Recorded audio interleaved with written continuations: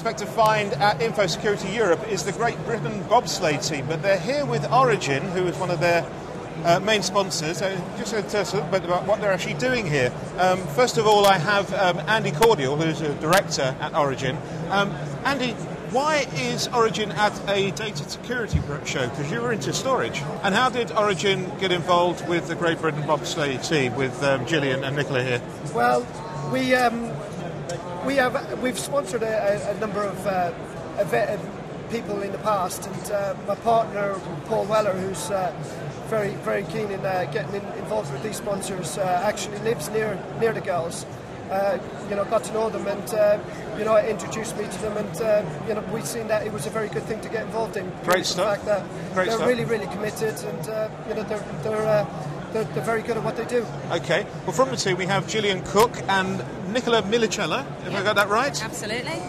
You're still celebrating your success. Tell me what happened a few weeks ago. Yeah, 8 weeks ago we were crowned the world champions in bobsleigh, so it's fantastic going into next year's Olympic Games, because this is one of the medal favourites, and yeah, it's fantastic that it all came together. Where did championships take place? It took place in Lake Placid, which is New York State. And how many competitors are you racing against? Actually qualified for the championships, there were almost 30 teams, but you had to go through a selection process to actually qualify for that. So who was your nearest rival when it came to the winning? The Americans. Yeah, the Americans on their home track, and we gave them a good ass kicking. Excellent stuff. And Gillian, how many members are there in the team? Are there just the two of you?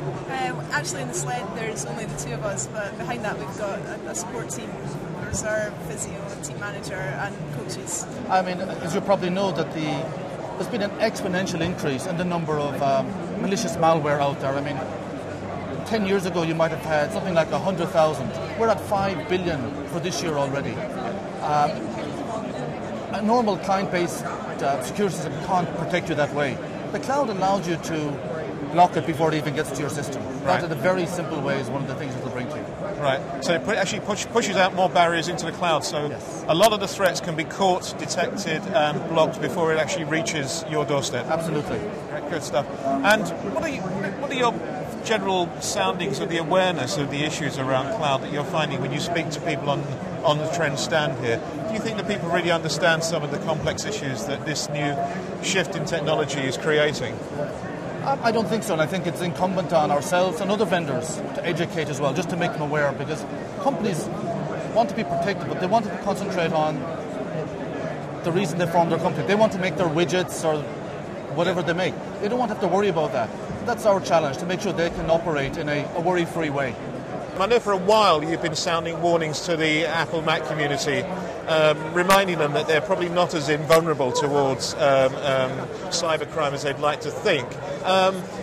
Has that situation changed at all? Is there any more evidence that hackers and virus writers are starting to target the Apple community more than they have over the last, say, 2 years? Yeah, we are seeing an increase in attacks on the Apple Mac front, and I think the reason for that is Apple Macs are becoming more popular, and so the criminals are seeing more opportunity to make money there. It's still a raindrop in a thunderstorm compared to the Windows problem. It's a tiny problem compared to Windows, and I still say to my friends when they're thinking of buying a new computer, you know what? Buy a Mac, because there are less threats there, you're less likely to get hit. You should still protect yourself on those platforms. Now, what is the IET, the Institution of Engineering Technology, Europe's biggest body for engineers and technologists, doing at Info Security 2009? Well, to answer that question, I have with me Nikki Risi, who is the IET's ICT Tech Project Manager. Nikki, tell us about ICT Tech. What is it, and why is it important to Info Security's audience? Hi James. ICT Tech is professional recognition for IT and communications professionals who work specifically with technology and supporting and maintaining business systems, people who use technology and that sort of thing. And what it is, it's a register that's owned by Engineering Council, and people who are registered ICT technicians have demonstrated that the standard required by Engineering Council has been met. And security, I guess, is an important part of the ICT Tech aspiration. Well, it is one of the competences that is checked for, to ensure that IT people who work with data and who work with information ensure that the security and data assurance is carried out and considered.